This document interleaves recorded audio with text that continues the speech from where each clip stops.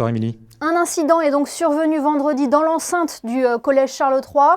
Aujourd'hui, l'élève va bien, c'est ce qu'on nous rapporte. Que s'est-il passé exactement ? Déjà, je vous confirme que l'élève effectivement va bien et a repris l'école lundi. Je ne peux pas vous donner les détails de ce qui s'est passé parce qu'il y a une enquête en cours et donc ça appartient au parquet général. Ce que je peux vous dire, c'est que c'était une pratique d'asphyxie. Et je tiens aussi à dire, puisque nous avons reçu avec Madame le commissaire général chargé de la direction de l'éducation nationale hier les parents, que les parents souhaitent aussi dire qu'il ne s'agit pas du jeu du foulard. Oui, parce qu'il avait été évoqué un temps le jeu du foulard. Est-ce que la DENJS apporte une vigilance permanente à ces jeux dangereux, Nicolas Rodier ? Alors oui, jeux dangereux ou pas très pratiques dangereuses, bien évidemment.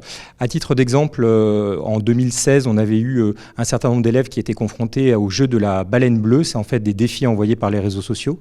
Ou en 2019, le Momo Challenge, où pareil, c'est une créature qui donne des défis aux élèves. Et donc nous avions à chaque fois fait une communication aux parents et on avait aussi calibré l'ensemble de nos préventions, notamment avec Action Innocence, sur ces questions des dangers des réseaux sociaux. Aujourd'hui, nous avons un autre sujet qui arrive et nous allons le traiter spécifiquement. Est-ce que ce type de comportement se banalise dans les cours de récréation ? Non, on ne peut pas dire ça. Cet événement est arrivé vendredi et donc nous avons dû le gérer. C'est pas un événement qui arrive de manière régulière, Dieu merci, en principauté.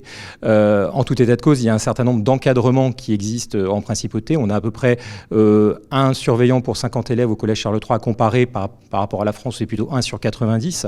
On a aussi 160 professeurs au collège Charles III, donc il y a un encadrement qui est important. En revanche, on doit travailler sur les comportements des élèves et donc cet événement, même s'il n'est pas majoritaire, très régulier, on doit aujourd'hui en prendre la mesure et agir. Oui, parce que est-ce que les élèves aussi, de leur côté, réalisent la portée de leurs actes ? Une partie des élèves réalisent la portée de leurs actes, peut-être d'autres non. Donc notre devoir, c'est de pouvoir prévenir ces événements dans les classes et dans les écoles. Et comment vous le faites alors ? Alors on le fait de plusieurs manières. D'abord par la prévention. Là a été annoncé par exemple aux parents du collège Charles III qu'il y aurait des informations prévention dès cette semaine et jusqu'à la semaine prochaine. Et il y aura une campagne de sensibilisation à ces questions de pratiques dangereuses dans les prochaines semaines dans tous les collèges de la principauté. Libérer la parole, c'est important, Nicolas Rodier, pour que l'élève aussi bien victime que témoin se manifeste ?